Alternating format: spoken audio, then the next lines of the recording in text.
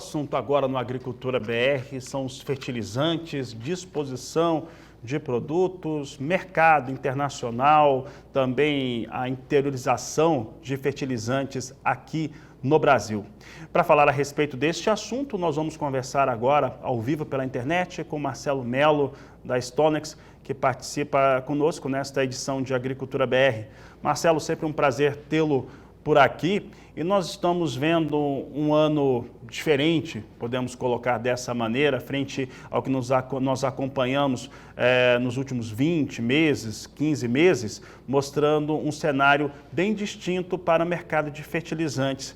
Como que está o diagnóstico neste momento em relação à oferta de produtos, principalmente o NPK, de produtos como NPK, e a relação de demanda para esses produtos aqui no Brasil? Marcelo, boa tarde, seja bem-vindo.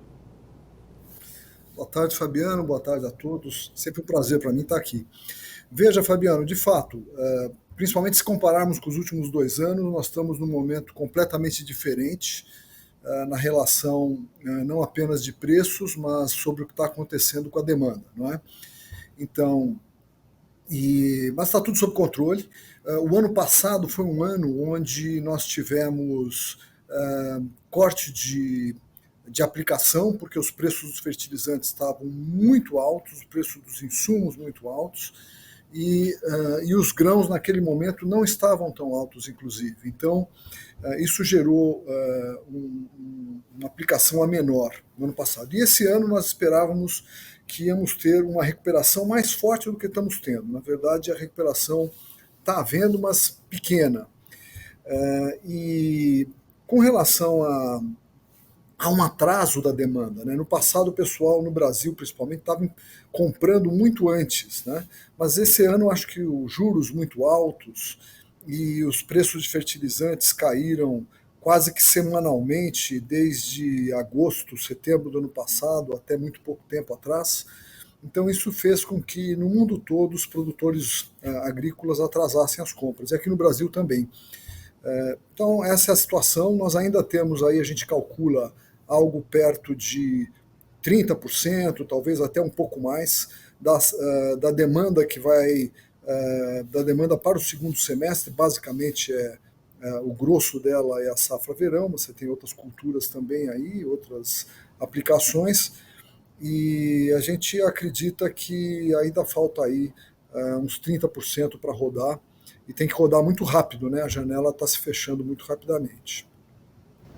Marcelo, nós temos hoje alguns cenários no Brasil nas principais produções. Vou citar milho, soja e café.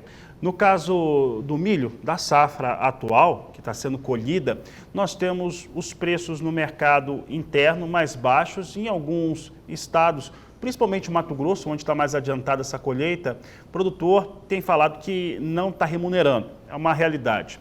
Em relação à soja, ainda há muita incerteza, porque na quarta-feira devemos ter um relatório dos Estados Unidos que vai trabalhar com uma área menor. Mas enfim, eu estou falando da disposição de soja no mundo e como que esse produtor brasileiro tem conseguido negociar a sua soja, porque isso está relacionado à sua capacidade de investimento. No café, nós vimos o café cair de preço no cenário internacional no fechamento do primeiro semestre, mas tem expectativas de alta. Enfim, eu quero saber de você como que você acredita que o produtor brasileiro vai investir na sua safra, principalmente a campanha de soja para a safra 2023-2024 em relação aos fertilizantes.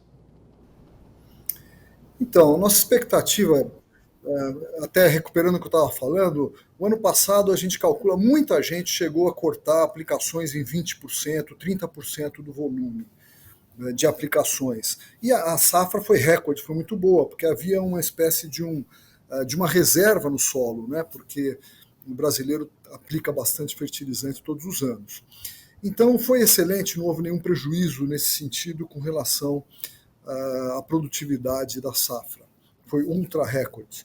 Mas esse ano a gente imaginava que o produtor fosse até aumentar, vamos dizer, porque ele cortou constrangido ano passado. Então nós contávamos que o produtor fosse falar eu não vou aplicar os 20% ou os 30% a menos que eu apliquei no passado, eu não vou comprar agora 20% ou 30% a mais. Mas a gente imaginava que ele pudesse comprar uns 10% a mais.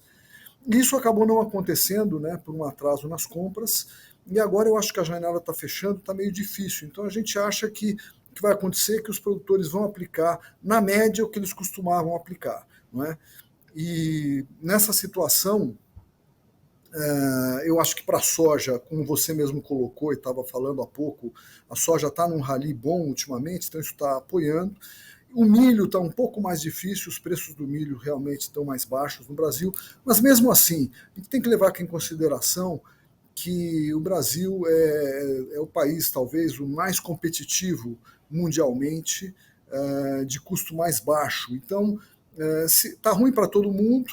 Eu sei que o momento agora vai ser o momento do Brasil fazer a aplicação, mas eu acredito que no final o produtor rural vai comprar e vai aplicar, principalmente se a janela de plantio da soja for adequada e permitir uma janela boa para a safrinha lá na frente, nós vamos ter uma ótima demanda aí no segundo semestre. Né? O café, como você colocou também, agora o preço está caindo, mas ele vinha com umas relações de troca, o preço comparativo do café com relação a soja e milho estava bem melhor. Então, realmente, a relação de troca para o café estava excelente. Ele agora, o café tem perdido um pouco de preço, e está deteriorando ainda a relação de troca, mas ela não é inadequada. Né? Todas as relações de troca são extremamente melhores do que elas eram no ano passado, que no ano passado nós estávamos no pico dos preços de fertilizantes. Então aí as relações estavam muito ruins. Aí esse ano está muito melhor.